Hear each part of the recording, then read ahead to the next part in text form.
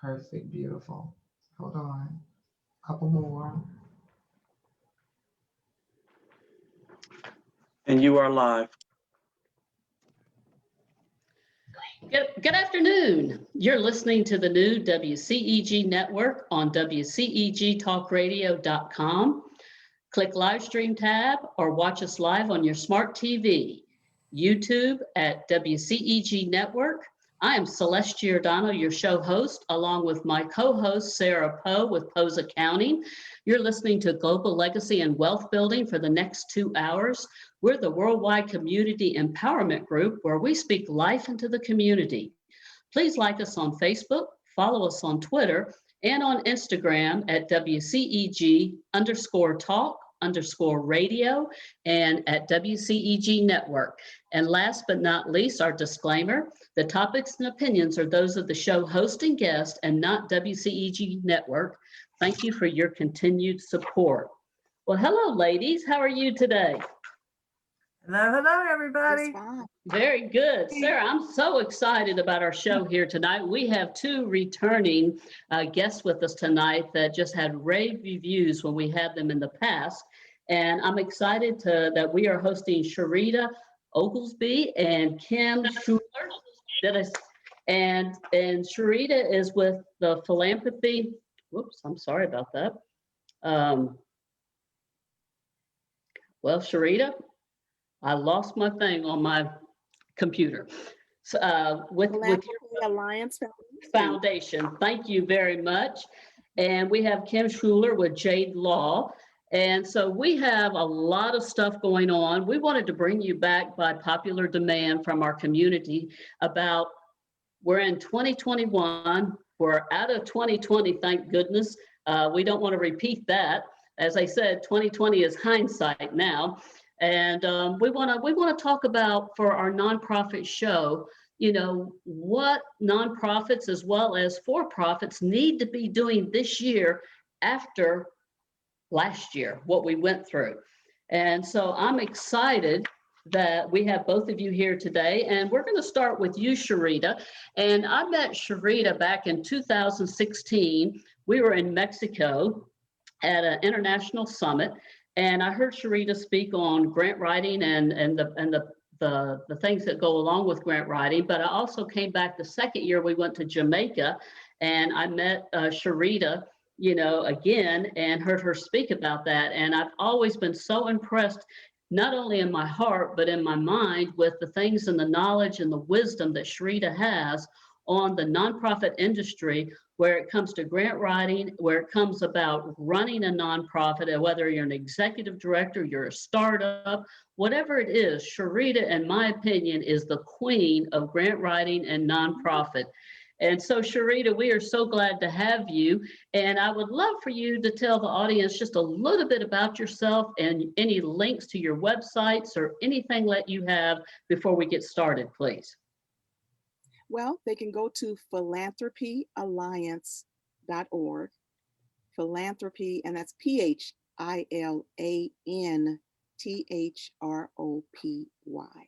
Philanthropyalliance.org. They can go there and sign up. There's a tab that says subscribe, and that way they can connect to me through all the other avenues that I have, because I'm always sending out something from that link. But one of the things, Celeste, that I want to pause a moment about philanthropy, there's a lot of people that don't even list themselves as a philanthropist. You know, sometimes it's the first time someone has even heard the word. If you are someone that volunteers with an organization, if you give to an organization, if you are what they call a social entrepreneur, then without a doubt, you are also a philanthropist. And you should start wearing that title, because you would be amazed that once someone sees also that title, it's almost like if you've written a book, but you don't have in your bio as a published author, then who would know that you have done that? So who would know that you are that social entrepreneur and that person that is doing something to make a difference if you don't wear the title as philanthropist? You know, and that's something very, you know, profound right there, Sherita, because, you know, you think, like you say, as an author, you know, they've had a book or they published a book. And I guess I've really never stopped to pause, Sara, and I don't know if you have, about how you get a title as being a philanthropist. I was always Shouldn't thinking give $1 that million. I always thought you had to give a lot of money to be considered a philanthropist. Yeah. No, no, no. Philanthropy is about giving. If you look it up, it is someone that gives, that dedicates, that wants to make a difference.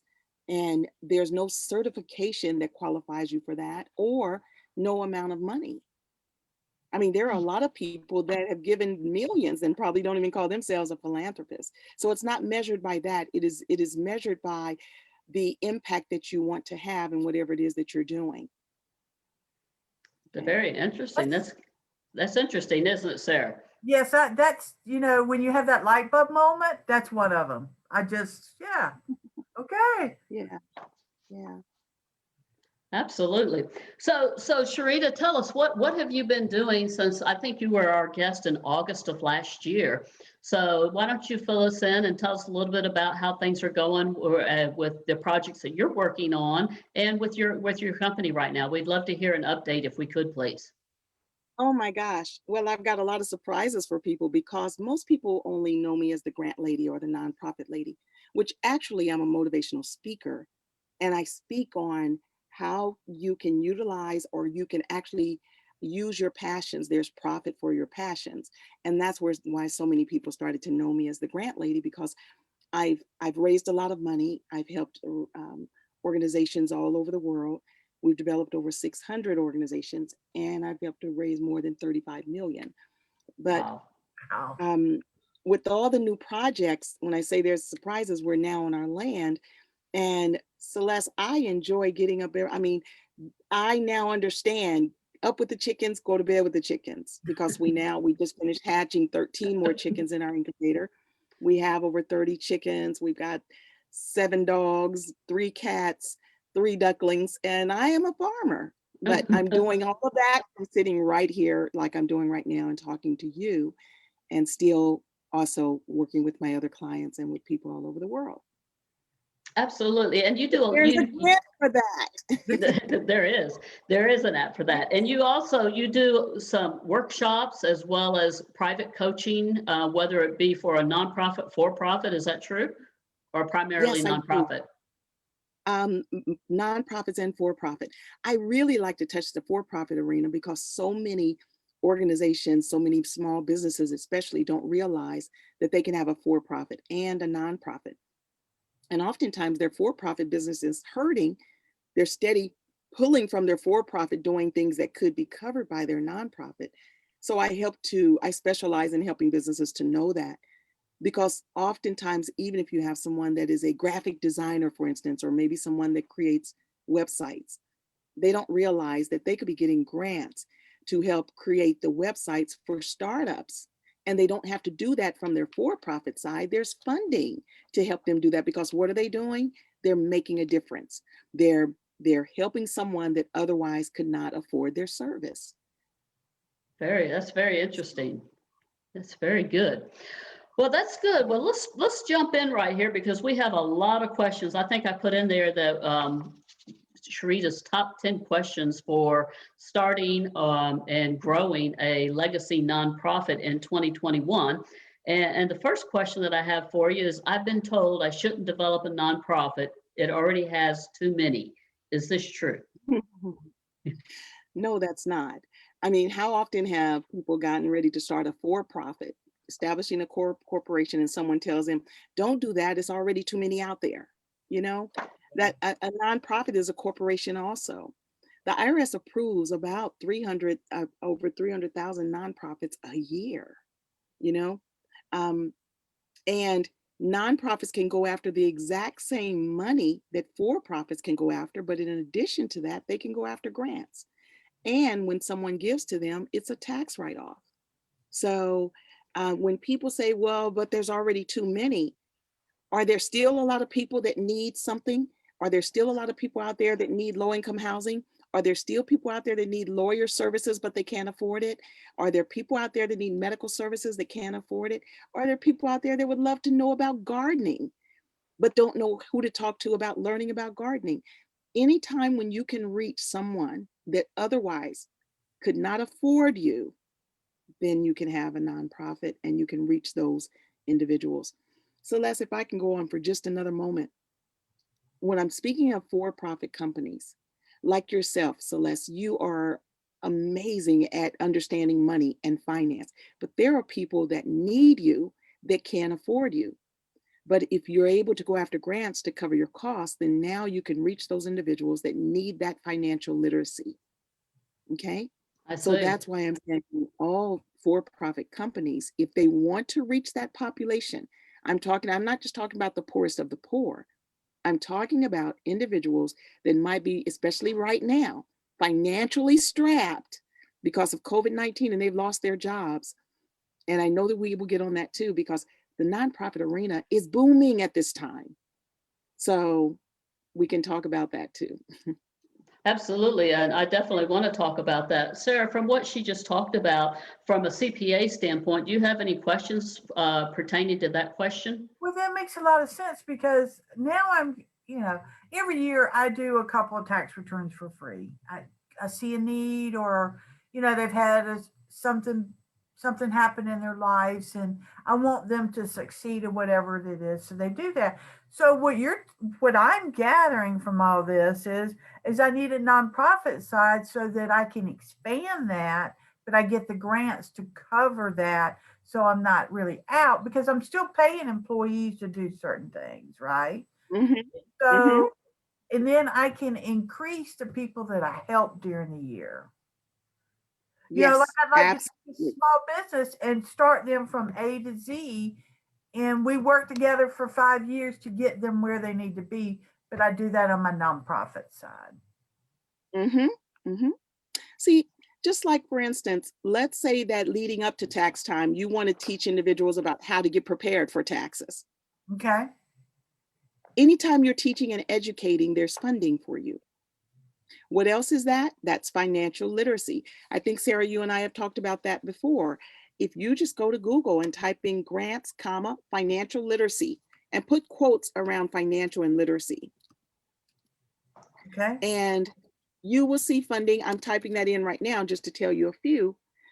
For one, financial literacy, U.S. Department of Education. Now, I normally do not talk to people that are new to grants about government grants, not because it's a horrible thing, but there's a lot of times more paperwork when you're going after government funding.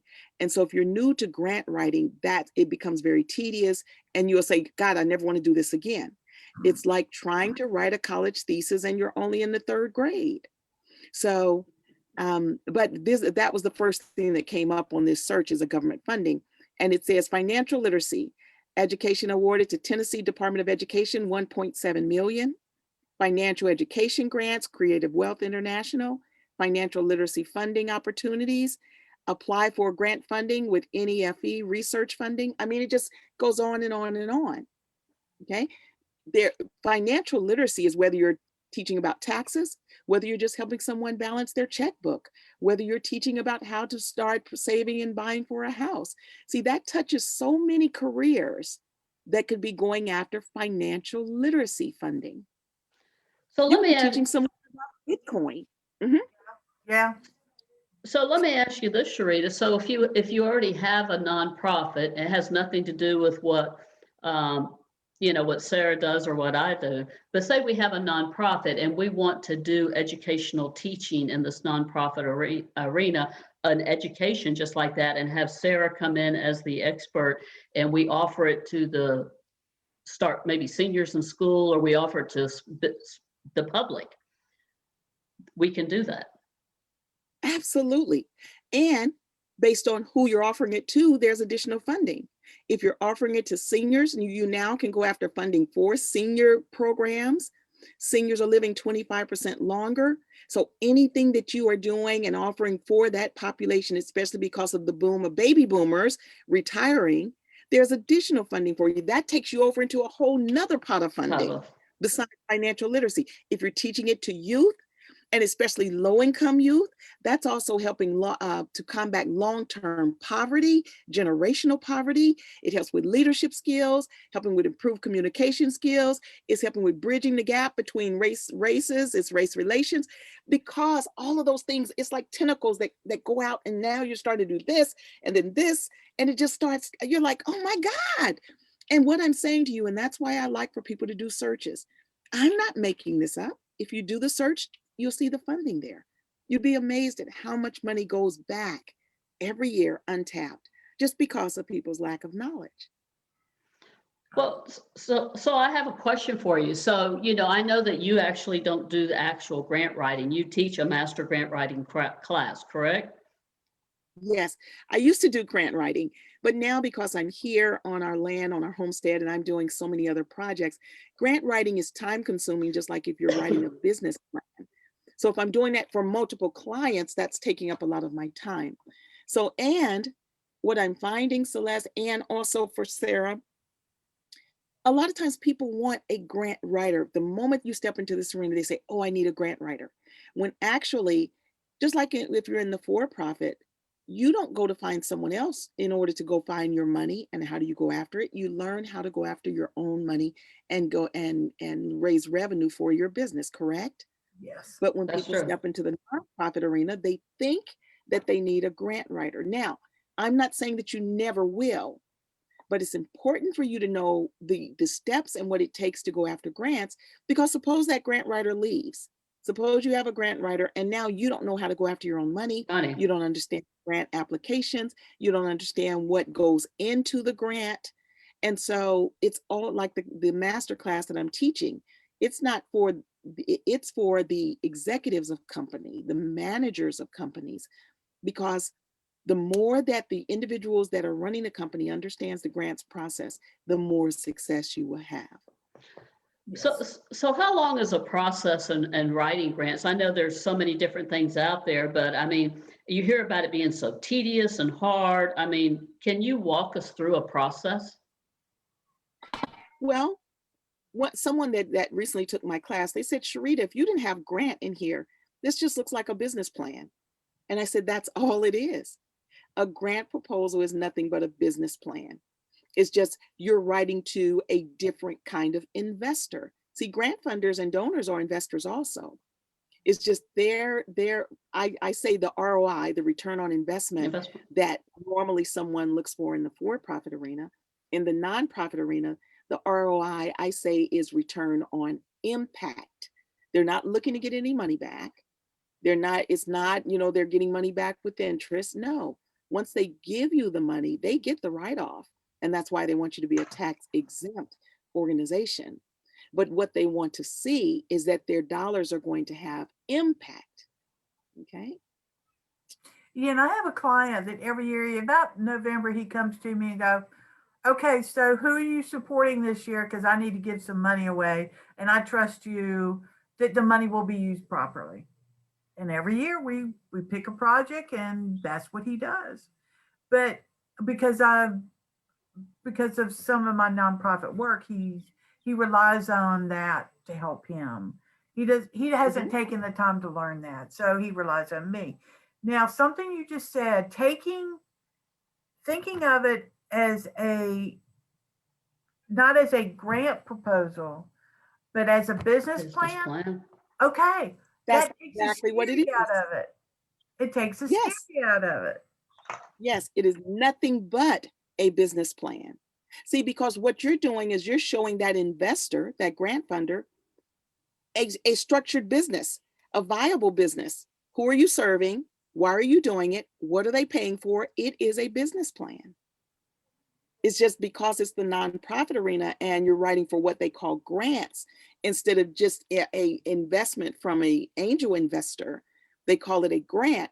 So then they call it a grant proposal, but it's nothing but a business plan to receive money. Yeah.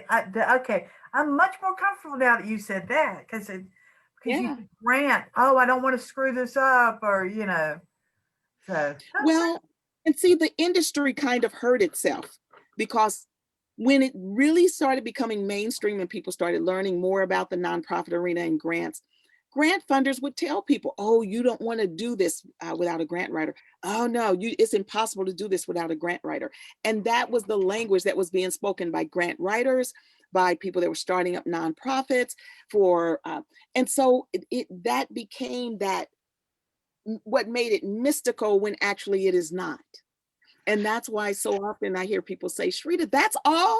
You mean to tell me this is it? And I say, that's it. You know? So that brings up a good question, Sherita, and I know I'm not really sticking to some of these other questions. So it's basically a business plan. So if you're a nonprofit, a lot of times nonprofit industries, or even if you're a for-profit, they think, well, I haven't done enough to apply for this grant or anything, and they feel they have to be in business for a long time. That's not necessarily true, is it? No, it is not. Now, there are some funders that want you to be in business for 2 years or 3 years, just like some investors will only invest in businesses that have been in operation for 5 years. So again, it depends on the investor. But there are grant funders out there that only fund for startups, and they call it seed money. There are some that are out there and they don't even care how long you've been in business. And what I want people to understand also, when you're writing for a grant, even if this is your very first grant, you just got your approval from the IRS yesterday, you still are not new.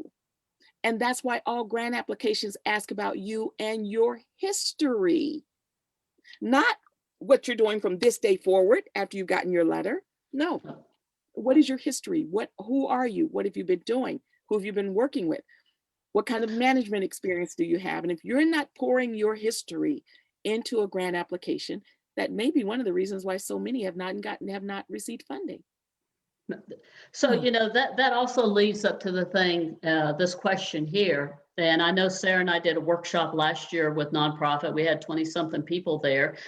And what you're telling me and what I believe in now is when you have a nonprofit, whether you got that 5013C tax ID number yesterday, I think every nonprofit should have themselves go through this master workshop that you have, that they shouldn't wait.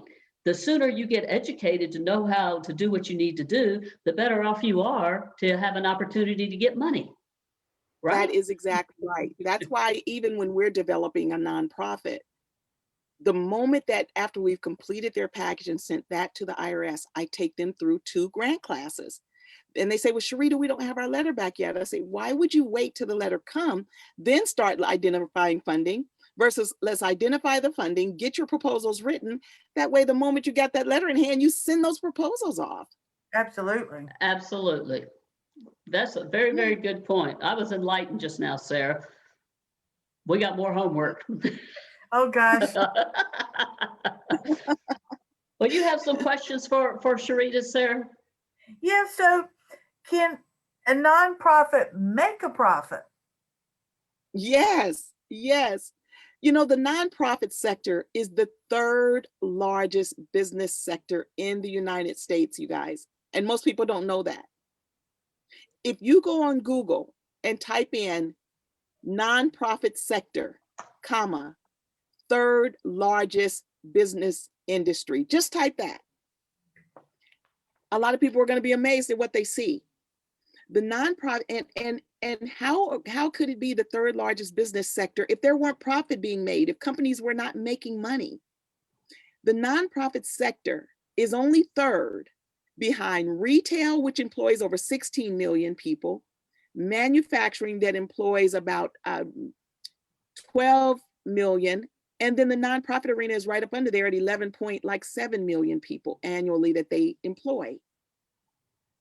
Not volunteerism, employ.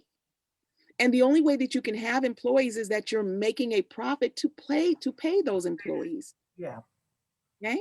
Yeah. Now, see, there's a misconception about the word nonprofit.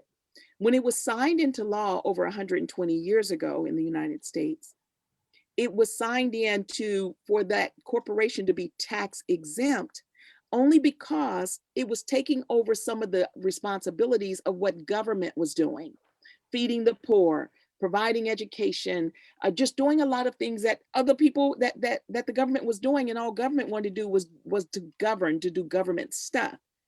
So because they wanted other companies to do that work, they signed into law tax exemption, and they called it nonprofit, not because you can't make a profit, but it is a non-stock corporation. Okay. The other thing too is you're developing the business not just to make money, but to make a difference. So you're doing the work not just for profit, but to address a cause or to address a need. And so that term nonprofit is came about, but it doesn't mean you can't make a profit.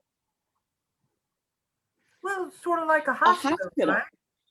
right? I just was saying a hospital. Yeah, See, most people don't realize that hospitals are nonprofit unless they say privately owned.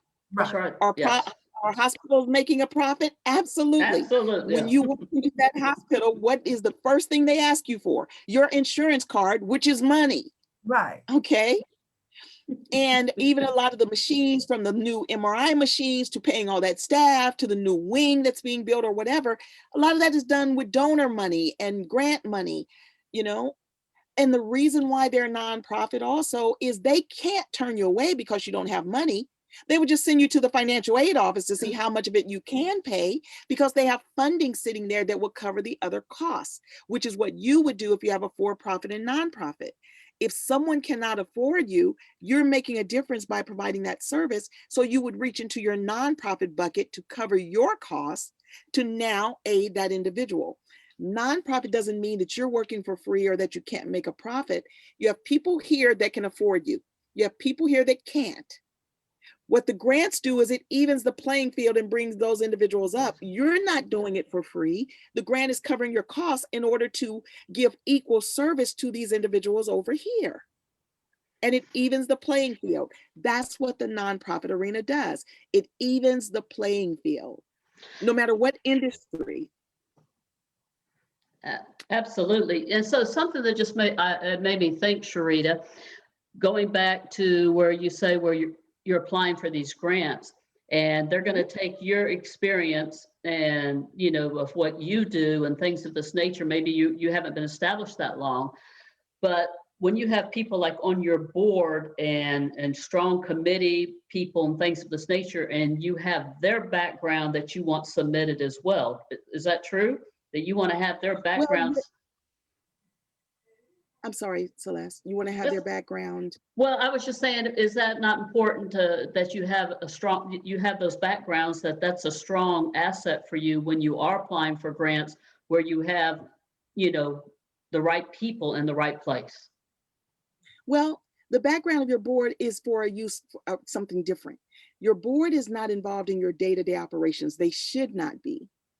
The staff that you hire is what will show that.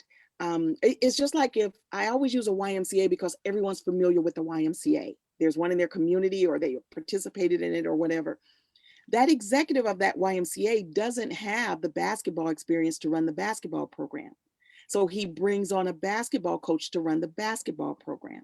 The same way in a for-profit company, the person that started that company may not have the accounting experience to run the accounting department or accounts payable. Then they hire someone else to run the payroll department because they don't have that experience in payroll. So you hire who you need to run those particular departments. In the nonprofit arena, it's called programs. If you're going, like we're going to have a veterinarian program, a youth vet program. I know nothing about being a vet. So I'm already collaborating with organizations that are veterinarians to run that program. Absolutely. Okay. I shouldn't have combined board and committee members or people to run the programs, but you hit the nail on the head. You answered my questions about the programs, and those people, those are the ones that's going to strengthen your opportunity when you do write those grants, with having those type of people that are well qualified. Yes. Now your board, on the other hand, your board can strengthen as far as getting you more donors and more resources to the organization, because your board is there to help bring those resources. They're in places where you are not.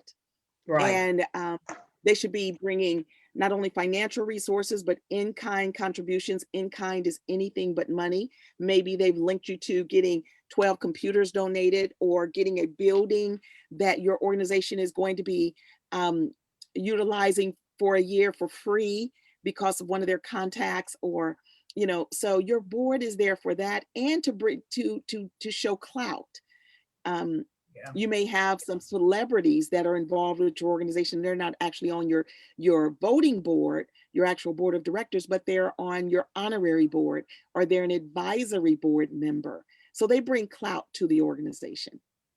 Absolutely. So it's very good that there's like a tier from that board, like you say, you know, from the board, and you could have an honorary board, an advisory board, you know, all that is impactful, right? Yeah, yes, yes. You can even have a budget committee, and all that committee does is at the end of the year, they're helping you to do your budget projections for the next year. You may have a scholarship committee. Maybe you're going to be giving scholarships, art scholarships, for students to get from $1,000 to $5,000 in scholarships that you're awarding out because of grants you've received. So you've got a scholarship committee that reads their submittals in order to get those scholarships. So you can have all kinds of committees and boards besides your regular operating board of directors. Absolutely. Sarah, you got some questions? Yeah. Are nonprofits in worse shape during COVID-19? Only if they don't know how to manage. Because, see, again, nonprofits are there to address needs. We are in a situation right now where people are in need. And so sometimes just like in any other business, they may have to pivot. Maybe they were an organization that was offering youth camps. And now because of the shutdown, nobody is going anywhere. Can't do it. So instead of shutting down, how can they pivot to still offer services? So if it's an organization that was offering youth camps, now virtually they can have, you know, different programs that are operating virtually and still utilizing the funding that they've received, and even go after additional funding. They may even, in order to reach those same students or participants that would have been coming to their camp, but maybe they were low income. So now maybe they're going after grants for those 50 kids that are qualifying as low income. They're supplying them with computers, because even LAUSD said 23% of their kids were not capable of having online learning. Either they didn't have a computer or they didn't have internet. And so who can survive right now without internet, with everything going virtual? This is So, true. so what you have to do is know how to pivot your business the same way a lot of restaurants now that couldn't have sit down service started doing delivery service. Or you've got someone that was totally surviving off of speaking and doing live workshops that are now doing live virtual sessions. It's about learning how to pivot your business in order to make a difference. And nonprofits have to do the same. So for some of those people that do youth initiatives, and they used to be in person, did they do online youth initiatives? Or I'm sure a lot of things have been created since COVID-19 for youth initiatives to where you're teaching some of this online. Oh, yes, yes. Matter of fact, I'm coaching businesses now on how they can pivot. We're looking at what it is that they do, what funding is available for them to pivot in whatever direction. Some of them are even hiring employees that they thought that they'd never need before. So it's about looking at your business structure and what piece of it can you use now. See, ladies, there was a mechanic in Los Angeles that didn't realize that he could be teaching auto mechanics virtually. And I taught him that 14 years ago. Because, see, how many people working on cars, how many of us in doing anything have we not looked online to see how to do it on YouTube? Okay. I did that So this even last week. Yeah. And so I said to him, I said, haven't you looked online to learn how to do something on working on a car? And he said, yeah. And I said, so why couldn't you have a camera on the hood of the car, pointed down to the engine? All of your students have the same thing. And now you're teaching auto mechanics virtually to students all over the world. You'd be able to reach more students then through that method than trying to get them to come to your garage. To your shop. You know, so he just had not thought about it. And so I said to him, I said, so you could be teaching, here you are in Los Angeles, but you're teaching to Jonathan in Tupelo, Mississippi, and you tell him, turn on your camera, because he's like, Mr. Garcia, I don't see it. And he said, okay, turn on your camera, Jonathan. And he said, okay, see your right hand? And he says, yeah. He said, so take your hand further back. And he said, now see, someone has worked on your car. So the cap that I kept saying is red, yours is green, but it's that green cap. You would unscrew that and you would do this and that. And so now he's teaching just by seeing it on camera. You guys, there isn't an industry or a business that actually can't do something virtually right now. Okay, I'm coaching film producers how to start their film production class 101 virtually, because they would start out in classroom. Wow. And that industry is struggling. It is struggling very much. Matter Yeah. of fact, I just developed a nonprofit with some of the largest film industry graphic design companies and promoters, because they actually also are raising dollars to help a lot of those people that are out of work in Hollywood. Right. But at the same time, they can be providing services and promotional kinds of things for businesses like right now that are needing to pivot, that are needing to do something different. Yes. Yes. Because I've seen it in my own clients who had to pivot and to learn. Maybe you were a catering, maybe you were a bride, you did weddings. Well, you weren't going to make a lot of money off of that because people weren't going to weddings. So you start delivering meals, but yeah, you had to learn to pivot if you were going to survive. I had to learn to pivot. Yes, but even like those event planners can now there's a lot of people that are still having small events at home. So you start offering your service at a lower cost. You can get on right now. You're helping me choose flowers. We're looking at design. You guys, I am right now. I love interior design. Do you know that I'm setting up a program right now where I can help people do interior design, and they're just walking me around their house with their device? Wow. And I'm looking at the colors. I'm looking at how the window shines in on that wall. I'm looking at, I'm telling them to bring together the most precious pieces that they have in their house that they would like in a particular room. And all they have to, just like on television, when you scroll and look at someone's room, if you're watching HGTV or whatever, don't you get a feel of the room? Absolutely. It's all about fine-tuning the direction that you're going and how do you make it work virtually. The same way people never thought they'd meet somebody and fall in love virtually and date virtually. Well, and I think what we also take away from COVID 2020 is, a lot of companies and nonprofits and for-profits have pivoted, as you say, there's that word pivot, to online and teachings and things of this nature. And I don't think it's going to go away. Even when we go back to what used to be what we called normal, it's going to be the new normal. And I don't think that's going to go away. It's just going to add to the opportunity to create an income and help and serve people. Yes, it's going to add to the experience, because even right now with clients that I've had I've been teaching via Zoom since Zoom came out. Even before Zoom, I was doing free conference call and all that.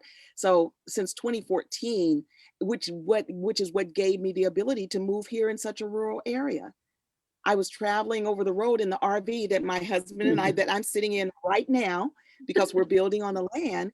And I was able to do my business virtually before 10 years pre-COVID.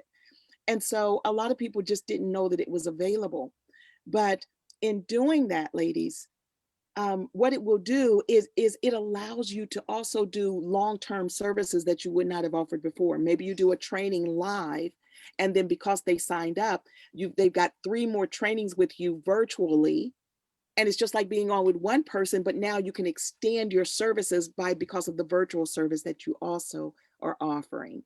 So it just adds something a little bit more. It's like, just like if you buy a button, you buy a blouse, and then you open up and you see, oh, there's a little package and you got 4 more buttons in case you lose it. Or it's something as simple as that. We don't look at those little bit of extras that we adds value. You're absolutely right. Go ahead, Miss Sarah. You're on a roll. Okay, so I have a fear of having a board of directors because I don't want them to overthrow me. Can this happen, or can I prevent it? You know what? That actually happens more so in the for-profit arena. See, but people bring that fear into the nonprofit arena because they've seen it happen in the for-profit arena. Profit. You know, when an investor gives you money in the for-profit arena, they want to make sure that you are the kind of business owner or executive that can raise money so they get a return on their investment. And if you're not doing a good job and they're monitoring you, many of them might be on your board, they're shareholders or whatever, and they're looking at your reports. And unless you're falsifying those reports, they're seeing that they're not getting any growth, and they may not get their return on their investment, that ROI. So they fire you, even though it was your company. You've seen that happen often. Oh, yeah. Well, let me give you a little bit of insight in the nonprofit arena. Board of directors cannot benefit financially from the nonprofit. They can't get paid from it. If the nonprofit dissolves, they cannot get any assets. Even if they donate to the organization, they do not get money back. They get a write-off.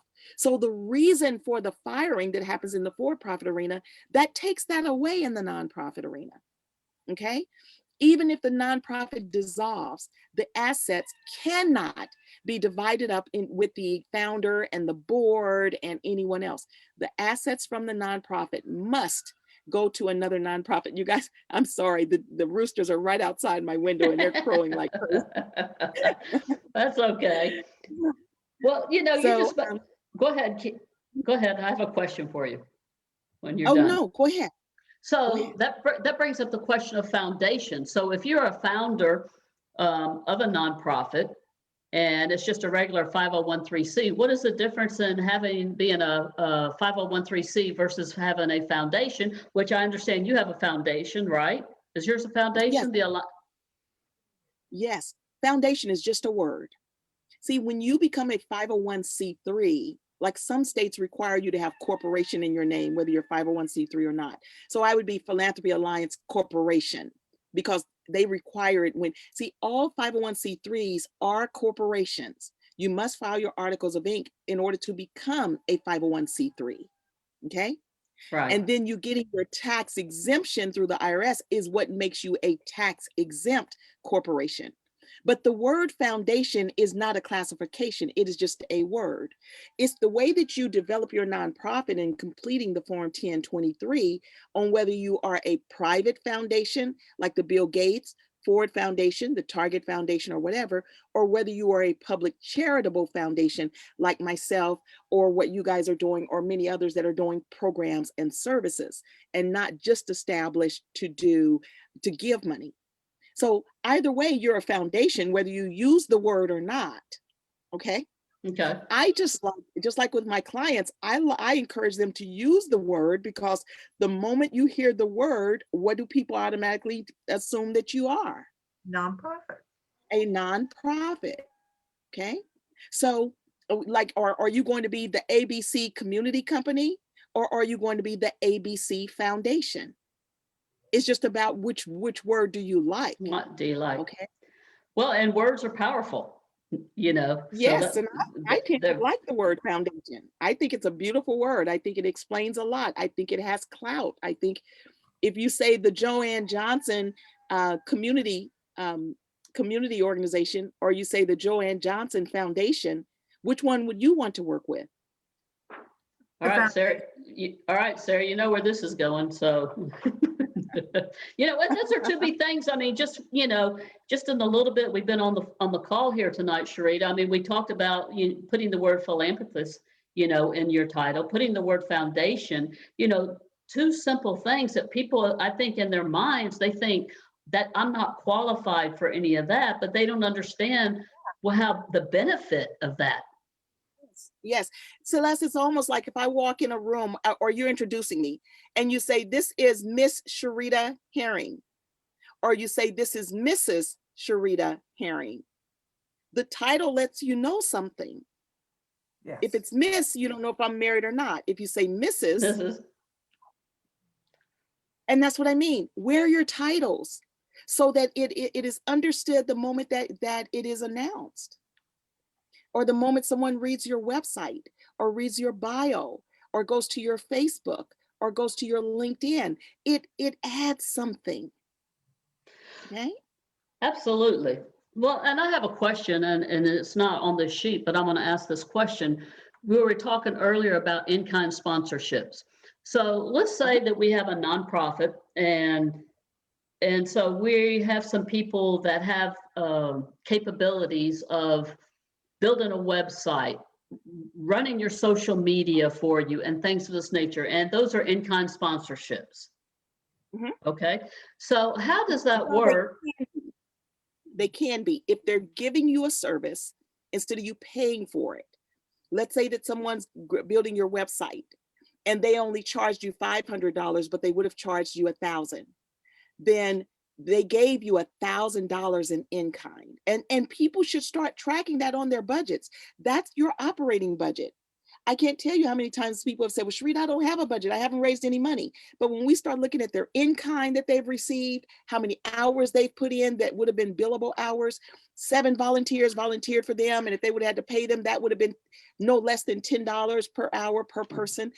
They've gotten more than $5,000 a month in kind. They got 6 computers donated. Their accountant has been working for them for the past 6 months for free, which would have been costing them $4,000 a month. By the time we finished, they had like $2 million in kind. Yep. That's what gets you funding. Do you hear that, Sarah?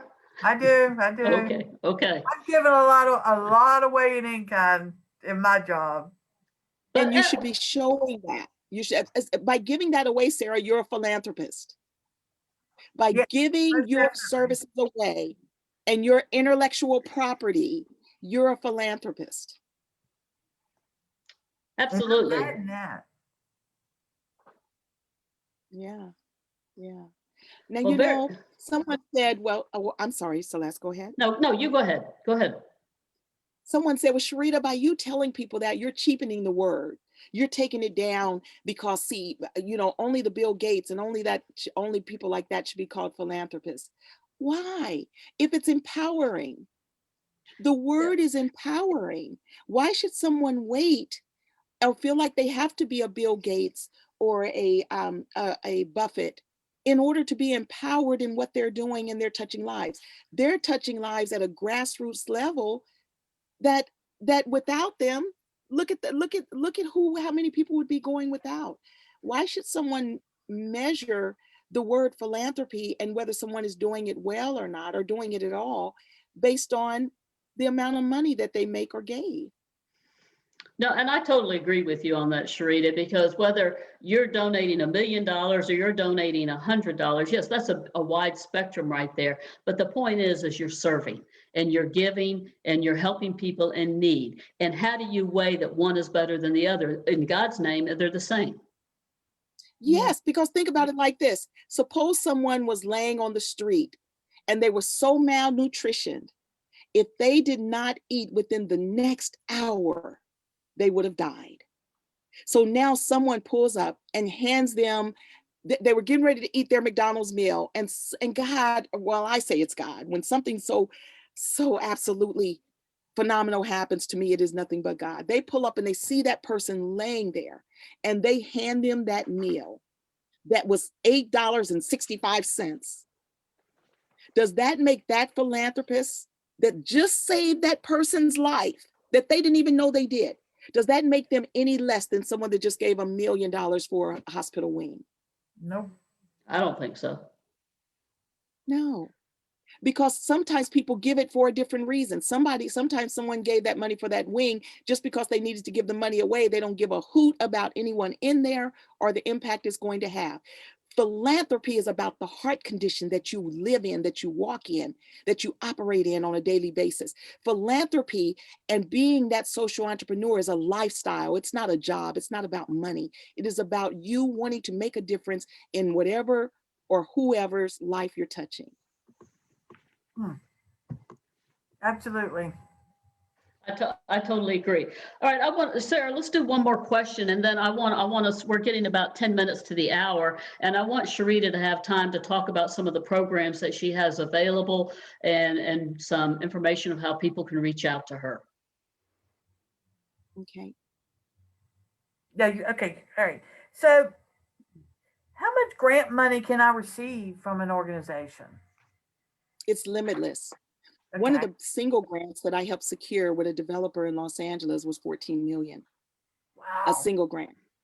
And so it depends on your project, what it is that you're doing, the history from your experience that you can show to show that you have the capacity. See, I was coaching someone earlier yesterday, and they said, well, Sherita, I just need a building.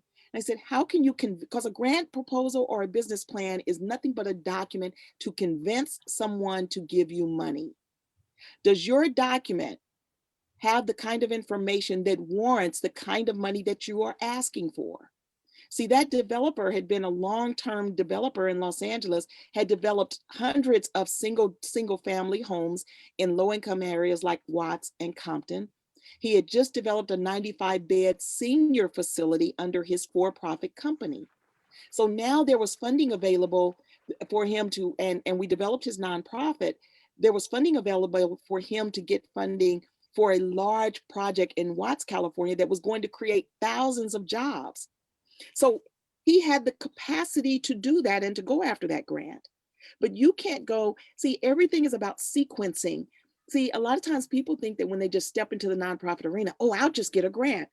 Well, could you get that same amount in the for-profit arena that you're asking for what you say you're going to do?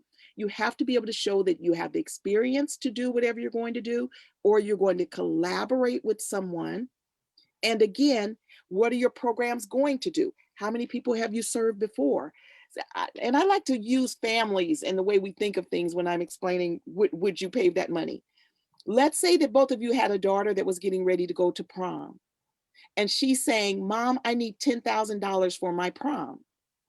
$10,000? What kind of dress are you buying? So you want to know what's going to happen with that money, right? Right. But it would sound better to you if, and you also say, why are you asking about prom? And that's 8 months away. Well, Mom, we need it now. We need to start saving for it now and putting our money toward it, because this year, Mom, I'm so excited. This year, the prom is going to be in Paris. So it's going to cover our airline. It's going to cover 4 days of lodging. And I want my dress. Plus, we're going on a tour, a train ride that's going to take us to London for 2 days. And then we come back. Now is it starting to make sense about the 10,000? Okay. So when you can explain the money and show how it's going to be used, then you're more out, you've got a greater opportunity of getting the funding. When you just do a half-written proposal and say that you want $1.5 million for a building, and you can't justify what the expense will be and show that you've had the capacity to manage it, you're not going to get the funding. So that makes a lot of sense. It does make a lot of sense. So we've got a little bit of extra time here, Sherita. So let me ask you something. In your eyes, and you've been doing this for a very, very long time, what do you think is the number one mistake, and I don't know if mistake is the right word, or challenge that you see with nonprofits? I know what I want to say, but I'm going to ask you this first, then I will give you my answer. Well, I've been doing this since 1988. And one of the things I want to touch on is when people said, well, Sherita, I don't want my board to get rid of me. I don't want to get fired from my company. We've developed over 600 organizations, and I coach hundreds a month. And all of these years, I've only seen 2 executives, 2 from the nonprofit arena, get fired from their company. So that's one of the biggest mistakes that I see, is that people think that someone else can just oust them out of their company. The only time that I've seen that happen, you guys, is that executive needed to get fired because they were stealing money from their company. So that's one of the biggest mistakes that I've seen. The other misconception that I've seen is that people think nonprofits can't make a profit. And it is a $1 trillion industry, not million, not billion. The nonprofit arena is a $1 trillion industry. It literally helped pull the United States out of the down recession that from 2008 to 2011. It literally helped pull them out of that recession. The nonprofit arena's gross domestic product, like I said, they're the 3rd largest business sector in the United States. So that's another huge misconception. And then people think that they have to work for free. You can do a search, nonprofit versus for-profit. Type in nonprofit versus for-profit, salaries. You will see it comes up. Let me read something to you really quick. And I'm just doing this search on Google, okay? And I'm typing in salaries. And I typed for profit, and I use for comma profit space VS for versus so that people can do this, nonprofit salaries. And it says here, it just comes up on Google, on average, workers at nonprofit establishments earn $5.13 per hour more than workers at for-profit establishments. As a result, average total compensation for nonprofit workers is $7.86 per hour higher than that for for-profit workers. That's right here on Google, a search. And there's so much other that shows you that.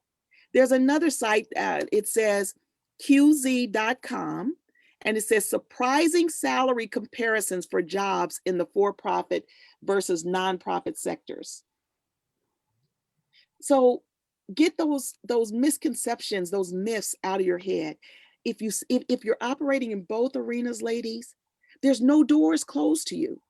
If you're needing to operate through your for-profit, do that. But if it comes up where you want to help some individuals that need you, that can't afford it, and there's grants available, then now you can walk through that door because you have both.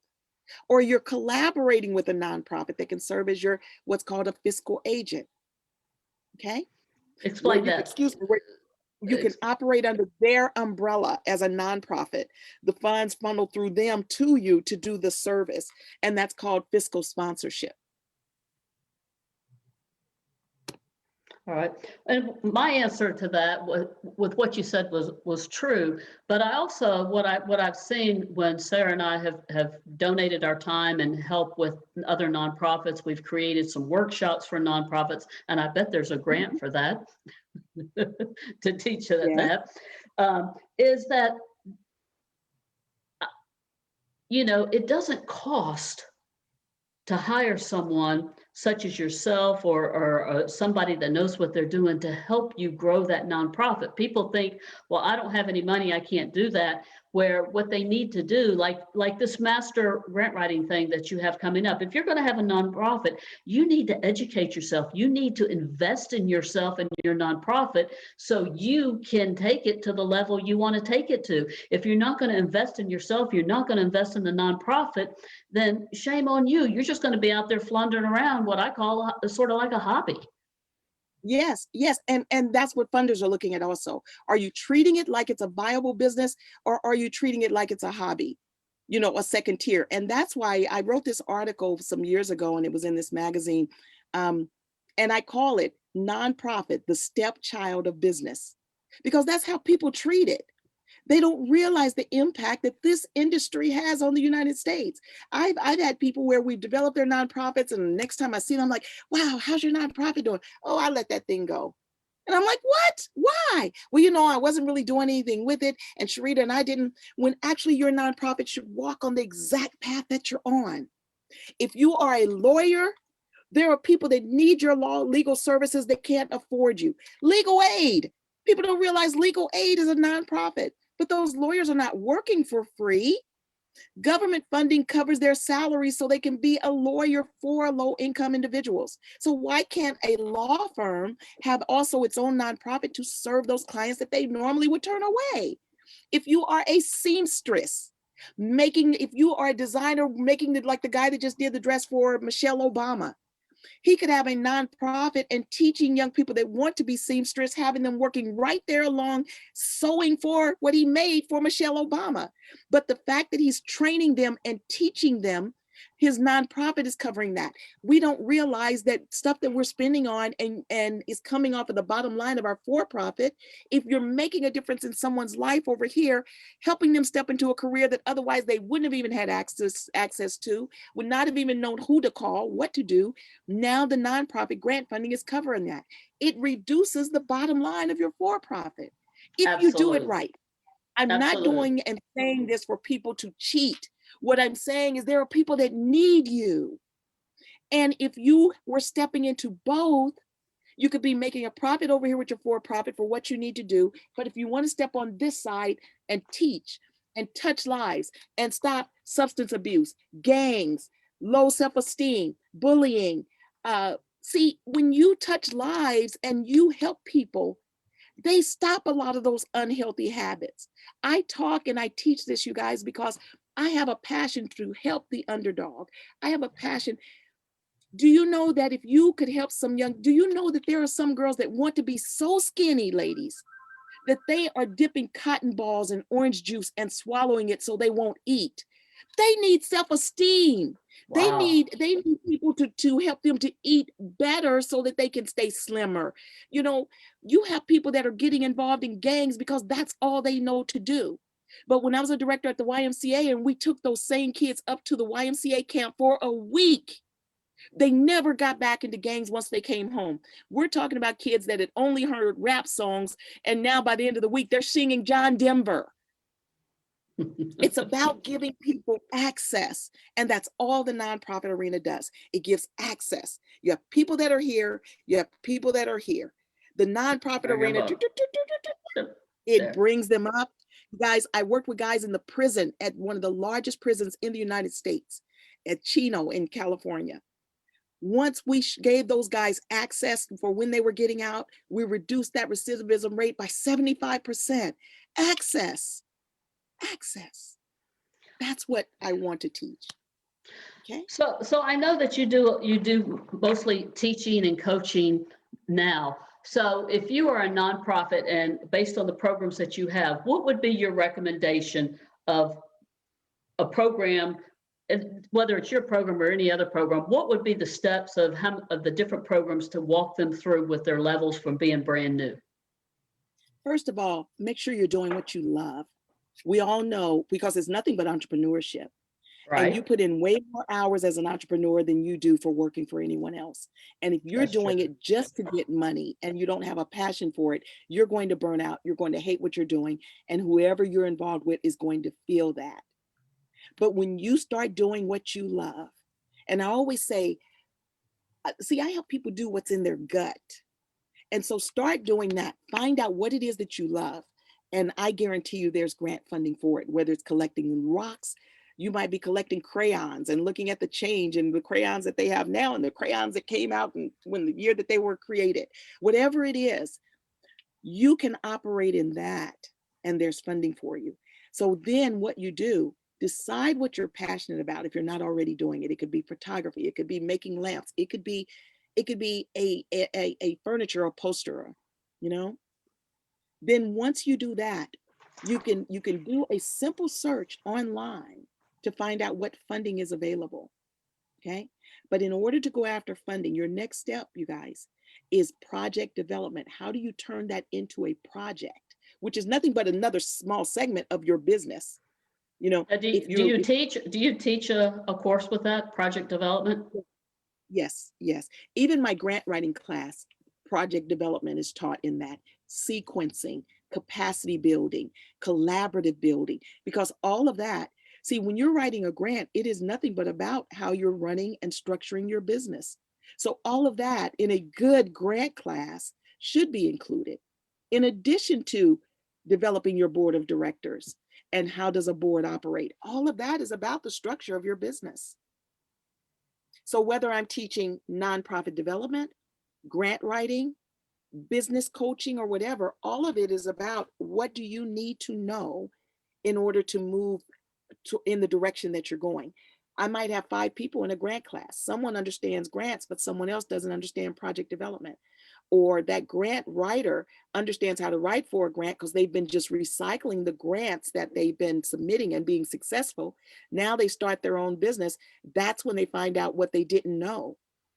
Because if you now go to grant write for a business that is a total startup, that doesn't have all those collaborations with those grants that you've been recycling for your other more prominent client, they don't understand how to do the sequencing of a startup business and what's your next step and your next step, then that's when they find out what they didn't know.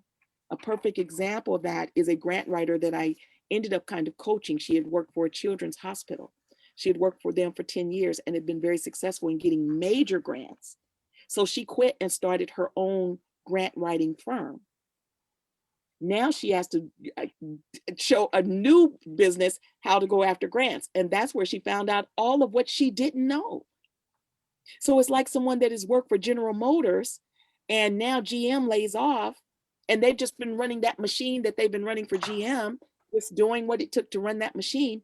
Now they've got to go and work for Toyota, and it's all of these new, digital machines. Now they've got to learn the process of working on that digital machine. So it's not an overnight thing. There is no quick way to learn this. Just like if you start a new business, there's no quick way to learn it. All I'm saying is be passionate, jump in, because if you know how to run a business, if you have an idea, if you have the energy to go into, to start learning the process, all I'm saying is, you guys I've worked with from professional athletes to heads of state, even the president of Mexico, Vicente Fox. Once they've stepped into this arena, they're saying, Sherita, now I know my purpose. I've had even Hilary Swank, Oscar winner Hilary Swank. She enjoys so much working in this arena and being a philanthropist. Because of Hillary, hundreds of dogs, maybe even thousands of dogs were not put down in Los Angeles because they would call her. She's such she's such an advocate and a philanthropist for saving, rescuing animals, and especially dogs. So I get caught up. I'm sorry. No, that's all right. I love But, you know, hearing the stories. but, it just goes, and I'm sure you see the numbers yourself, that those nonprofits or for-profits that invest in themselves, they're going to catapult themselves a whole lot faster and quicker and be a lot more profitable and be able to give and serve to more people if they go through the proper channels and invest in themselves and learn the things that they need to do. Like you say, nobody was born a nonprofit entrepreneur to they had a passion, and you have to invest in yourself. You can go out there and wear many hats and be like a battery charger going around trying to jumpstart all these different things.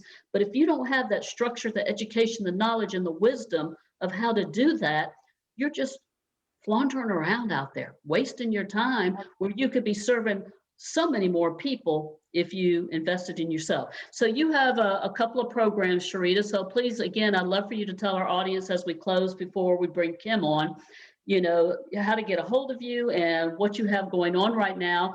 And I also, when you get to that one part about the master grant writing thing, I'd like to share a few things about the Women of Community Impact and what you and I talked about earlier. Well, yes. Our class is normally $4.99. And Celeste, if for those of your listeners and those that are through your organization, they can participate for $4.25. And it's a 6-week master class. It's 2 hours a week. And now that COVID is going on and a lot of people are home, I offer during the day, and it's 2 hours. The next one is starting February 2nd. It's 2 hours from 12 Central to 2 p.m. And what that does, I have found that my virtual classes, the participants gain more than taking an all-day 8-hour class, because what that allows is I can teach them about the executive summary. We go through that. They can now write on it all week. When they come back next week, we're reviewing the executive summary. And so it's kind of like homework. Then we can go to the needs section. It's just like the needs section is the same thing as with a business plan, the marketing section, And so when you're going to show why you're being marketed, why are you doing it this way? What is the business industry? That's called the needs section in the grants arena. So that class is starting February 2nd, but also, Celeste, I'm going to be doing some things with you, and I will provide that information for you. But also, I encourage people to get connected with me. Please go to my Facebook. My Sherita Herring Oglesby is maxed out. A lot of people said, I didn't even know Facebook could have a max, but on your regular pages, you can only have 5,000 people. So it's maxed out. But I encourage people, go to my Sherita Herring Making a Difference. Sherita Herring Making a Difference on Facebook, or go to my new Oglesby Acres page, and that's OGLES as in Sam, BY. OGLESBY Acres, ACRES. And that's on Facebook. And you can get connected to me. You guys, I'm having one of my moments right now. Do you know that there's a grant for hot flashes and menopause? Well, absolutely. And see, so, that's related to that's related to health and wellness. So Health and wellness. And Yeah. February 2nd is next Tuesday, a week from today, is when you're starting that. And for our WCEG community, our listeners, as well as our Women of Community Impact, please feel free to reach out to us. We're going to be setting up a date and time with Sherita, where she's going to host one of these 6-week classes, and the fees will still be the same, but we're going to bring this together. And we want, I believe it's 6 people, no more than 6 people in this group. Is that correct? Yeah. Yes, I used to do it up to 15 people, but now I've reduced the class to 6 people or less so that everyone gets that personal attention. It's we go more in depth, we get more training out of it, and they get one-on-ones with me. Each person gets a one-on-one. And so when you have 15 people, it's kind of a little bit more taxing. And what I've also found is that COVID has impacted people in so many ways. I've been doing, like I said, I've been teaching these virtual classes since 2014. But now people are being the school teacher. They're trying to figure out how they're pivoting in their business. Their lives are so different at home that I saw that people were not finishing even their weekly assignments. So when I reduced my class, and now people get more of that personal attention, the classes are more effective. And I like it better with a smaller class. So it is a very, it's a very comprehensive master class and very intimate, just with 6 people or less. Absolutely. And Sherita, we have several people that have been raising their hands and saying, Celeste, we're interested. So we need to have that conversation, in the next 24, 48 hours so we can lock in a date, and we'll get these people registered to be for the first 6 people that reach out to us, because we want to keep it small and intimate. And Sherita, Sarah and I and WCEG Network, we can't thank you enough for the wealth of knowledge that you bring to our community. I mean, our hearts just love your heart. You are the queen, not only of grant writing, but the nonprofit arena. And again, I just don't understand, if you have a nonprofit or for-profit, why you wouldn't invest in somebody like you, because I am sold that that's what you need. Being I'm a business coach, and I'm thinking, you don't have a business without a business coach. You don't have a nonprofit or profit without somebody like yourself, Sherita, that helps and serves the community, where they can give back and keep giving back and keep growing. So thank you so much. And we wish you and Ray all the blessings in the world, and the Oglesby Ranch, or not ranch, but acres, and the chickens and the ducks, and let's see what else we have, dogs and everything to keep going. We're getting ready to get goats. We're going to get 2 goats and 2 horses. Oh, I love goats. And I know you're just going to be, you're on the radar, and people that are listening to this call tonight, you need to get on the radar. You need to register for that newsletter that so I got people texting me right now. We're full. We're full for that class, Sherita. So, for the philanthropy thing, the newsletter, I get your newsletter every week, and it's a wealth of knowledge that you send out. I know Sarah gets it as well. And, as you said, the nonprofit arena is the 3rd largest income producing thing. And, people, there's a lot of hearts out there, and a lot of people that are wanting to do good in the community and serve. But we need to educate ourselves, and we need to just, like you say, fall in love with serving and making a difference. And when you fall in love with making a difference and serving people, it's limitless of what we can do, right? Oh my gosh, it is. And again, and I know you have the other guests, so I was going to go into something else, but I don't want to do that. I want to respect her time. I am so honored that you guys had me on again. It's always a joy. And the other thing about, I love that we are connected on social media. I love getting to know your husband and your beautiful new dog through Facebook. And but be intentional. See, people think that when you just post on Facebook, you're just posting. No, I'm posting because I'm also showing funders what I'm doing, but people are getting to know me. It's, and so I even teach a class on how to be intentional in order to secure your funding and the profits for your passions. So we'll do more. And again, you guys, thank you. Thank you for having me. And thank you for seeing your beautiful smile. Yes. Absolutely. I just have a big mouth. I sleep that way. It'll scare the heck out of you. You wake up and look at me laying over there. Well, Sherita, thank you so much. And I know you have some other things that you need to be doing, and we'll be in touch with you. I'll be talking to you the next day or so. We'll get a date lined up. We've got the class already full. Outstanding. Thank you, guys. All right. And Kim, I'm sorry I won't get to stay on with you because I've got to go up here and feed my chickens. But Kim, I'd love to talk to you more and about some funding because you're a lawyer, correct? I am, yes. I'm a lawyer and a financial professional. Advisor. Outstanding. Ladies, thank you. All right. Thank you, Sherita. We appreciate you. Thank you. Thank you. Okay. Wow. Was that not awesome, ladies? Yes. Oh, that was amazing. Sherita is always full of a wealth of knowledge. I love her. I love what she stands for. And you know, she has a giving heart that she truly, truly cares about helping people succeed. And that's the kind of people you want to be associated with. And that's the kind of people, Sarah, that's why you and I resonate so well, because we truly care about serving other people. And Kim's been a part of you and I in our workshops for over 5 years, really maybe 6 years now. And Wow. because Kim is the same way, she is a serving individual. So real quick, I do need to read, I want to give our listeners that they're listening to the new WCEG Network on WCEGTalkRadio.com. You can click the live stream tab or watch us live on your smart TV, YouTube, WCEG Network. I am Celeste Giordano, your show host, along with Sara Poe, our co-host on Global Legacy and Wealth Building, and we are the Worldwide Community Empowerment Group. And we are so grateful to Penny Rogers, the Board of Directors, and the WCEG Network that gives us this opportunity to bring the individuals to this platform, this show, and get to educate and inform and inspire the community on how they can grow a legacy business, whether it's for-profit or nonprofit. And Sarah, and I apologize earlier when we got started that I didn't ask you to tell us a little bit about yourself and the name of your company. And so real quick, would you do that for us, please? Kim. Me or Kim?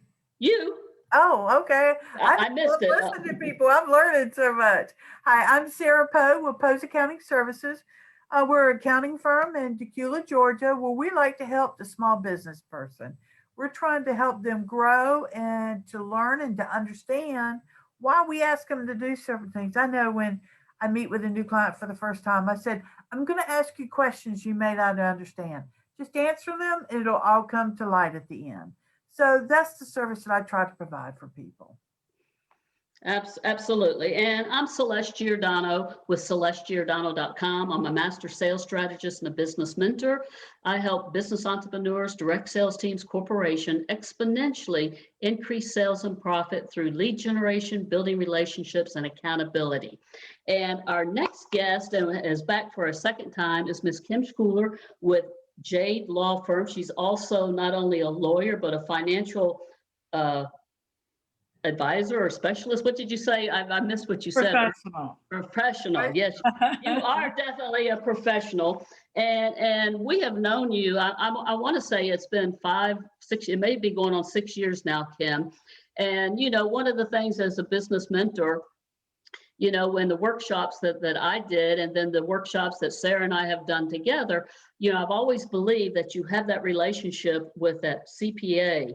You know, the next thing you have that relationship with, you know, an attorney, because you're going to need an attorney at some time or some point.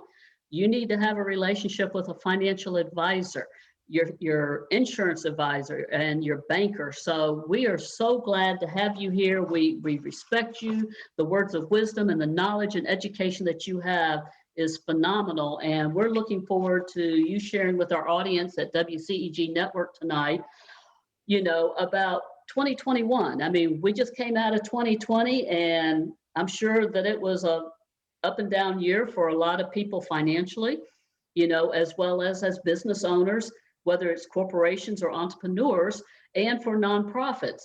So, you know, as we get into this new year, you know, we're looking forward to what you can share with our audience of what we can expect and what we need to educate ourselves on in 2021, things that maybe we might need to do for a nonprofit as well as a for-profit. And so, Sarah, I'm going to let you start us off with some questions, if you would, please.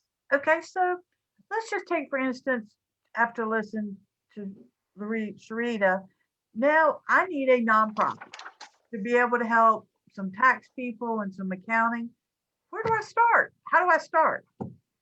So, that's a great question. Sherita was wonderful talking about the nonprofit world. To start a nonprofit, for most people, it does involve starting a nonprofit corporation. Now, the IRS does permit a trust to gain 501c3 status, but for the most part, as Sherita pointed out, most of them are corporations. So the place that you start is with the Secretary of State's office in your state. In Georgia, that would be the Georgia Secretary of State's online website. You'd go online and click the buttons for setting up a Georgia entity. And then the next button you would pick would be a nonprofit corporation. You'd fill in all of the necessary information. That would require who's organizing it, what's the name. And I like Sharita's idea about using the word foundation. The only qualifier I'd put on that is to the public, foundation means all kinds of different entities with charitable purposes. To the IRS, foundation is a very specific thing. As Sherita pointed out, there are public charities and there are foundations. The difference between the two is how they receive their donations. Public charities, at least a third of their donations are from multiple donors. With private foundations, less than a third of their donations are received from multiple donors. And there is a tax deduction limitation from the IRS standpoint based on whether you're a foundation or a public charity. So if you want to include the word foundation in the name of your charity, that's fine. Just understand that from an IRS standpoint, that word has a specific meaning. So you set up the name, you identify who's the organizer, where is the principal place of business, who is the registered agent. For a nonprofit corporation, you're required to identify what the charitable purpose is. Now, a 501c3, and I'll talk about that in just a minute, but a 501c3 is an organization that is exclusively dedicated to a religious, charitable, scientific, literary, or educational purpose. And so you must, in your articles of incorporation, identify what your charitable purpose is. That's the whole reason that you're seeking nonprofit status, at least from the state Secretary of State standpoint. So you get that formed. It takes a couple of weeks online. The Secretary of State approves you, and now you've got your entity. The next thing you're going to want to do for a corporation is create your bylaws. And there are a lot of decisions that you make in creating your bylaws document. But what I recommend every nonprofit do before they put pen to paper on their bylaws is they actually pull Form 1023 from the IRS website. Form 1023 is the form where you seek tax exempt status. That is the 501c3 form. The reason I advise you all or recommend that you pull that form, the instructions are 38 pages all by themselves. And the instructions, while 38-page instructions may seem a little overwhelming, they are a great resource to tell you exactly how you have to set up your organizing document. The instructions include sample language to put in your bylaws. And so it's a great document to use as your baseline when you create the documents that are going to govern not only how decisions are made, but the activities and how you achieve your charitable purpose. That 1023 document will be a great resource for you. It's daunting and it's a pain in the butt, but that is a touchstone for all charities, especially if they're going to be seeking 501c3 tax exempt status. So I have a question for you, Kim. So in setting up these bylaws, is that something that a CPA does, or is it something a lawyer does, or is there some standard wording that they just use? Well, I mean, there are great CPAs out there like Sarah who might be able to assist you in putting your document together. Certainly lawyers who work on the business and nonprofit side will be able to help you put your bylaws document together. But you know what I recommend to nonprofit clients of mine is that they don't necessarily need to do the first draft of the bylaws themselves. I'll ask them for an outline.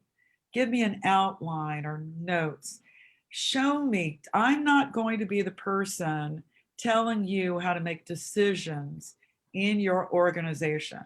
You tell me, and I will craft your thoughts and your processes in a way that satisfies the state requirements and the IRS requirements. Very good. Sarah. Okay, so great. So I've gone to the Secretary of State. I have become a nonprofit in your eyes. I have filled out the form 1023, and she's right. That's a huge form. It takes some time. And you get that, and you finally get that little piece of paper saying you're a nonprofit. And I've taken Sherita's class while I'm waiting on that. Now I'm ready to send in my first grant. Okay. So in that, is there something like, is there any special IRS requirements during all this process that I need to be aware of? Definitely. So the IRS has several restrictions on your activities as a 501c3. And Sherita mentioned a few of those. For example, the profits or revenues generated by the nonprofit cannot benefit an individual shareholder or member or some other individual. Somebody can't decide they want to start a foundation for a particular purpose and then pay themselves a big salary, and there really are no revenues left in the coffers to pursue that charitable purpose. For the IRS, that is a big no-no. Another restriction, as Sherita mentioned, is if for whatever reason that nonprofit dissolves, you can't take the money and distribute it to the board of directors or the shareholders or the members. You must distribute those funds to an approved 501c3 organization, or distribute them in a way that pursues the charitable purpose for which the nonprofit was created. So there are those kinds of restrictions on money. Other kinds of restrictions on nonprofits. They're not permitted to discriminate. They are under certain federal requirements regarding hiring and who you help and those kinds of things. So you aren't permitted to engage in any kind of discrimination activity. The other thing I'll say is you're also not permitted to engage in political activity. You're not permitted to engage in political campaigns or pursuing a political agenda. Remember, the purpose, 501c3 approved purposes are religion, charity, literary, education, scientific. Not political is not part of that. So whatever side of the aisle you're on, you're not permitted to use a 501c3 charitable donations to pursue those kinds of activities. Very That's good. great news. At this point, I don't want to hear anything political ever again. Me too. Oh my God. Okay, I hear you. I'm with you on that. So as we start the new year, Kim, are there any requirements nonprofits and business corporations need to satisfy right now? Absolutely. So first of all, at the state level, each business corporation and nonprofit corporation is required to file an annual renewal with the Secretary of State. On the tax side, certainly the business corporation is required to file their taxes. The 501c3 nonprofit corporation is required to file a Form 990 with the IRS. And there are various versions of that form. And just depending on whether your company brought in more than a certain threshold will determine which Form 990 you're eligible to complete.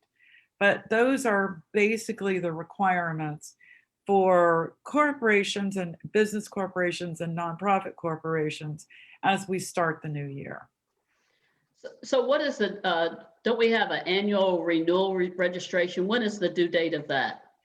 So the annual renewal is due April the 1st in the state of Georgia, although secretaries of state, in light of COVID, have given companies extensions on certain filings. We in the state of Georgia haven't seen a formal extension notice yet from the Secretary of State, but I wouldn't be surprised if we did see one. So, that brings up a good question right there, Kim and Sarah, is let's say that somebody's involved in a nonprofit and they're the registered agent. What rights do they have to inspect what they expect, that things are being done properly and annual registrations are being done and et cetera, and tax forms are being filed? The registered agent's function is they are the person or company with an address in the state of Georgia for purposes of receiving summons or lawsuits. It's a requirement of any company operating in the state of Georgia or any state that you have a resident registered agent. So if there is a lawsuit, that plaintiff knows where to file the papers, and that's with the registered agent. So the registered agent in and of themselves in that capacity does not have a fiduciary duty with respect to the entity or the board of directors, or responsibility with respect to IRS filings. But typically the registered agent, unless they're a registered agent company, corporation company, is a member of the board of directors or an officer of the nonprofit. And in that capacity, they do bear a very strong fiduciary responsibility to make sure the activities follow the charitable purpose and that all the required filings are made. Absolutely. And I guess what I meant, not only registered agent, let's say that they did hold a title as maybe they're the secretary. And so you would get an email from the Secretary of State that it's time to do this, because doesn't that normally go to the person that's the secretary? Is where they go. The Secretary of State usually emails they usually just email the email address that's of record in the Secretary of State's books. Right. When you form an entity, you're required to not only give a street address, but you're also required to give a phone number and an email address. Very good. Sarah. So if you've got 2 emails in there, then both those parties get it. If you've only got one, then only that one person gets it. Exactly. As an attorney, I'm sorry. As a CPA, I set it up so anybody that I help or set up, I make sure that I get an email every year. And then I do the exact same thing. Yep. So I know that it's done, and if it's not done by a certain date, I talk to them. Maybe And I do a lot of my people automatically and then bill them for that, right? Right. It's just easier because then I know it's done. Yeah. Right. Okay, very good. Sarah? So 2020 was a difficult year for everyone, including nonprofits. How has COVID affected nonprofits? So, I really loved Sherita's thinking about this, that nonprofits really have to pivot, with people out of work, with whole industries closing down, with some of the largest retailers filing for bankruptcy. There's been taking a real hit to donations if they are a nonprofit that relies heavily on donations from the public to keep their operations going. And so learning to pivot rather than doing activities that are in person, finding ways to do online activities or provide online outreach are great ways to continue to provide your activities. But to excite your donor base, I, of course, recommend using social media in ways that you may not have thought of using social media before, in terms of videos of testimonials from the good work that the entity is doing. You really want to keep your donor base engaged, Yes. as well as expand your donor base. Now, there are, in the first relief package, there was government assistance available for nonprofits.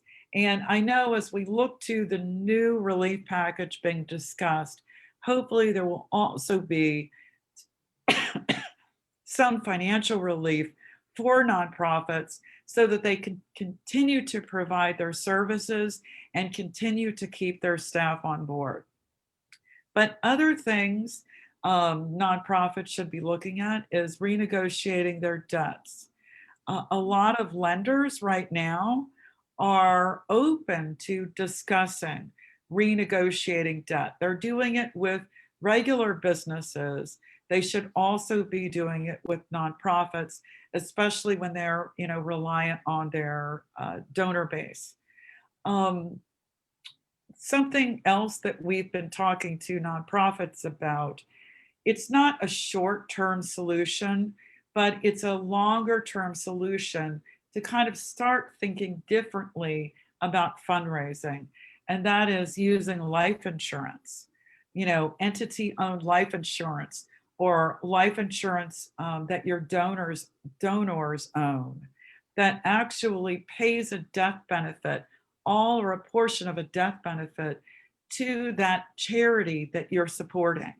Or if it's owned by the charity, you can sign up to be one of the insureds on the group policy so that at your death, the charity receives a legacy in your name. So we're trying to help nonprofits think of new ways about thinking about fundraising, as well as continuing this activity with their donor base. Because if they lose touch with their donors, because you can't do in-person galas anymore, or that charity banquet everybody looked at, or the big golf tournament, whatever it is, those were all of these events that nonprofits use to engage their donor base. Without those, you've got to come up with other ways. A charity I'm involved with did a gala by Zoom, which wasn't as good as being there in person, but it was great. They did the silent auction, we heard testimonials. That just keep looking for ways to engage your donors. Start thinking about other ways to change your reliance on, daily, monthly, annual donations so that you can extend the longevity of your charity by thinking about long-term solutions. Yeah, that's a great idea because there's so many things you could do with an online gala. You could, best dressed, or there's just a lot of different options there. Right. And or you could just go in your pajamas and nobody would know the difference, right? And then Yeah. put a scarf on, right? Yes. Doing it and not have to have your heels or whatever. But yeah, that's a great idea, especially because nonprofits, they're in a brave new world Yes. and they need brave new ideas. I love the life insurance thing. That's a great idea. Yeah. Yes. Absolutely. And you know, Sarah, some of the galas that you and I have attended, they went virtually last year, and you know, they did well, probably not as well as when they as in person, but they did well with those. So, and speaking of this, talking about cash flow options, fundraising alternatives, and things of this nature, Kim, talk a little bit to our community about the importance of business insurance for a nonprofit. Business insurance is so important, whether you're a business corporation or a nonprofit. Business insurance, of course, you know, to cover anything that happens in the location where you're located, whether you own or you rent the location. Business insurance to cover your employees and your directors and officers is also very important. And I know for regular businesses, you're able to get business interruption insurance. I've not looked at whether that's available in the nonprofit side, but there are so many great ways that you can mitigate your risk by using insurance. And so inexpensively, I really encourage businesses and nonprofits to consider what their options are. Absolutely. Yeah, because when COVID happened, I went and looked at all my insurance products for my company, right? I needed to know if this happened or this happened, what was the best way to handle that. So I did a deep dive on my insurance and I had business interruption insurance. Luckily, I wasn't one. Um, I could continue to work, right? I wasn't closed down by the government, so I didn't have to worry about that. But that is so important to know how all that's going to affect you and your nonprofit. Right, right. I tell you, you know, as I draft contracts now on the business side, most contracts include what we call a force majeure clause. And a force majeure clause is basically a clause that suspends the contract or may alleviate a party from having to do a certain act if there are acts of war or tornadoes or other acts of nature or acts of war. And as I've been writing contracts in the time of COVID, I've added pandemic. Right. Absolutely. I totally agree with you on that.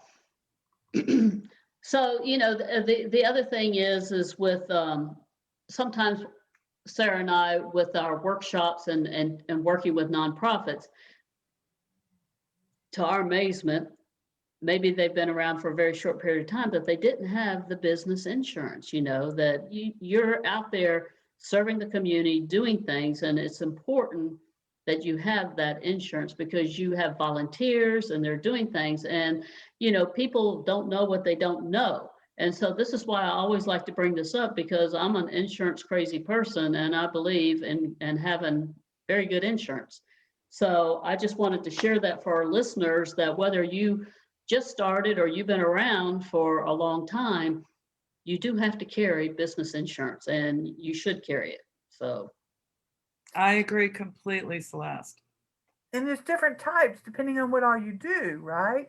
If you throw a festival every year, you definitely want an umbrella with that. You know, if you're just doing something online, you may not need the most insurance that somebody's throwing a festival and some of that other stuff. So that's Right. why it's good to have an insurance person to help you with all that. If you're having an event where they're serving alcohol, you definitely want to have insurance to cover anything that might happen as a result of that. Yes. absolutely. All right, Sarah, go on to the next question, please. You talk a lot about the importance of knowing how money works and making informed financial choices. What role does charitable giving play in a sound financial plan? So, as my work as a financial professional, I spend a lot of time working with individuals and families and business owners on their financial plan. They may be just starting out or starting over or getting ready to retire. I think all financial plans, no matter where you are, should take into consider giving back.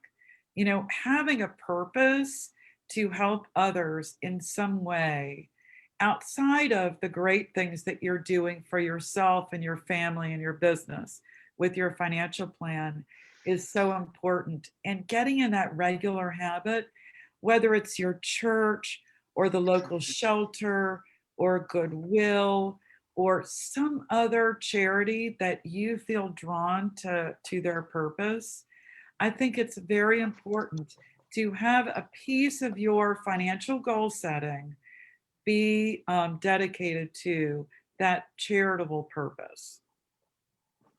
I had a client this year. He did 25 days of Christmas, and every day he gave to a different charity. He told the social media world about this charity, what they did.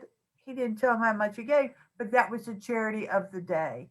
And I learned so much about different charities that I knew nothing about by just Great. looking at that every day. Every day I got up. Okay, so who is it today? But it was exciting to see that, and it doesn't matter if it's $5 or $5,000. You're giving to somebody and acknowledging that and teaching other people about that charity. And those Exactly. charities probably got more donations because of that. I thought it was a great idea. You can do it once a month. There's so many ways you could do that Definitely. to help other people. Well, you know, you see a lot on social media, especially if it's somebody's birthday, they're going to ask people to donate to their favorite charity. I love that idea. I would get, you know, different charities recommended to me, and I would on Facebook, and I donate or not donate. But I want to be intentional about my primary charitable giving. I want to have thought it out. What is it? Where is it that I want to make a difference? And for the charities that I intentionally not just see on social media and send them some money, where am I intentionally sending those charitable dollars? And just so people are aware, this year in 2021, you can give $300 and put that on the front of your tax return and it not have to be on Schedule A. In 2022, it can be $600 and again, not on Schedule A, because as you get older, um, your house is paid for, your Schedule A deductions are lower, right?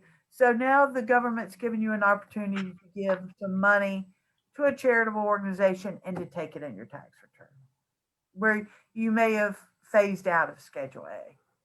So just so people are aware of that. Absolutely. Thank you, Sarah. So, Kim, can you tell us what nonprofit work you're involved in and why you are involved with them? So there are a couple of nonprofit or charitable purposes that I intentionally work towards, either with my time or financially. The first one is I sit on the board of directors of the Multiple Sclerosis Center of Atlanta. MSCA does amazing work in the diagnosis and treatment of multiple sclerosis. Now, one of the things that drew me to this particular organization, in addition to the fact that they are angels, I mean, they're absolute angels, the work that they do. But the majority of people who are affected with multiple sclerosis are women. And the majority of bankruptcies that happen in our country are directly attributable to chronic illnesses like multiple sclerosis, because the medical bills, they don't stop. They continue, the medications, the treatments, all of the tests you have to continue to have done. All of that costs a lot of money. Whether your insurance covers all or a portion of it, there's always some pieces of that that aren't covered. And so a lot of people, a lot of women end up in bankruptcy because of diseases like multiple sclerosis. Now, the other charitable purpose that I intentionally spend my time, energy, and money on is domestic violence and financial abuse. 1 in 4 women will experience domestic violence in their life. The majority of those women will also experience financial abuse. And so I spent a lot of time teaching financial literacy for not only victims and survivors of domestic violence, but the professionals who work with them.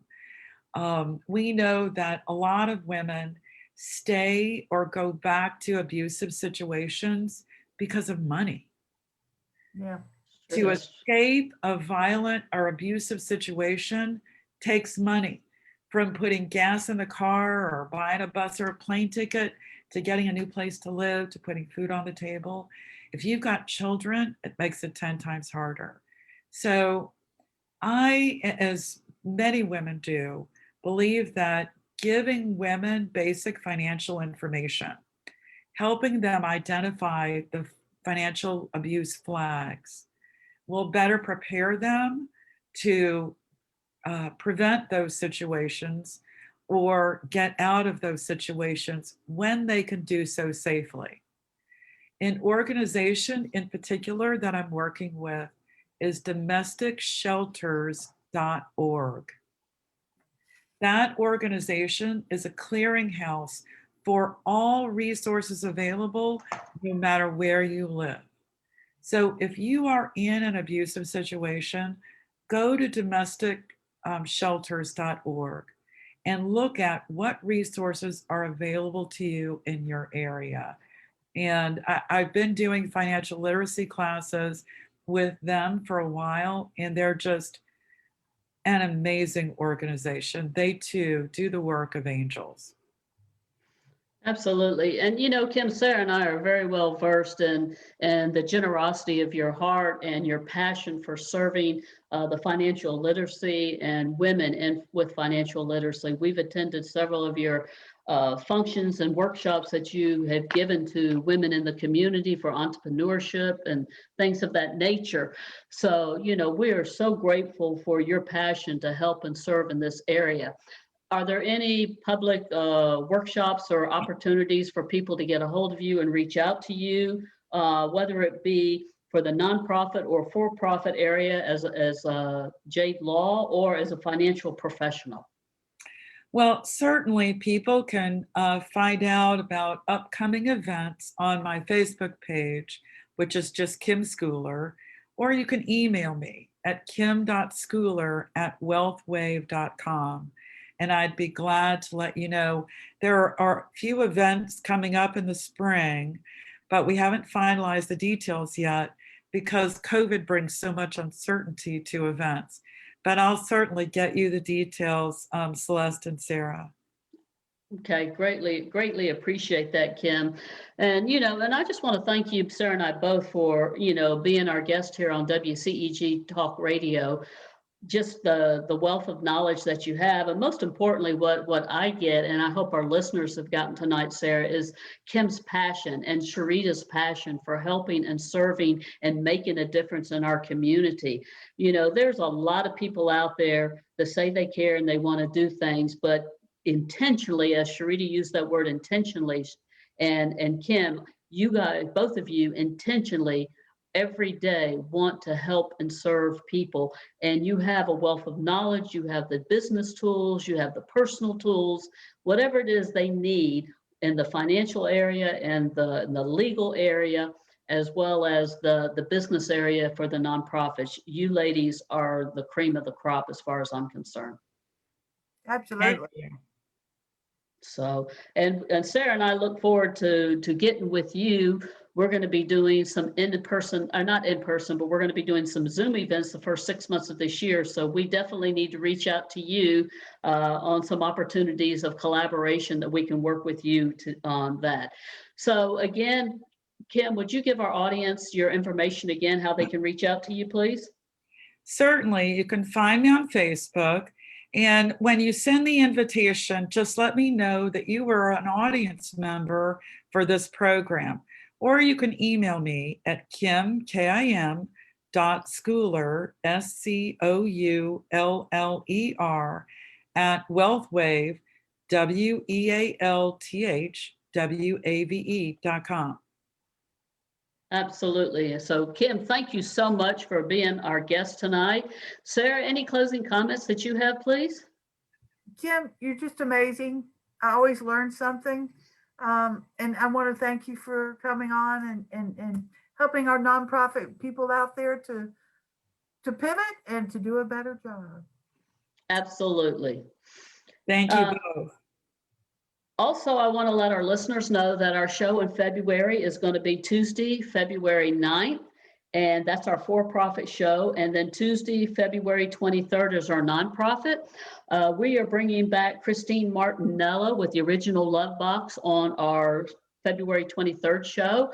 And it's going to be a great show about sharing and loving and giving love back to our communities. And don't we all need a lot more love in our communities today?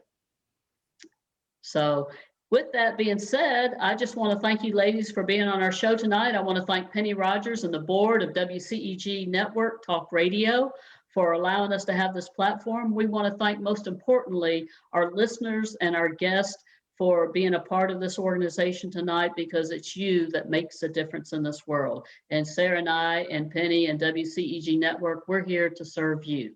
So have a wonderful and blessed day. Have a great January, and let's have a fantastic 2021. God bless you. Thanks, guys. Thanks. Bye-bye. Bye.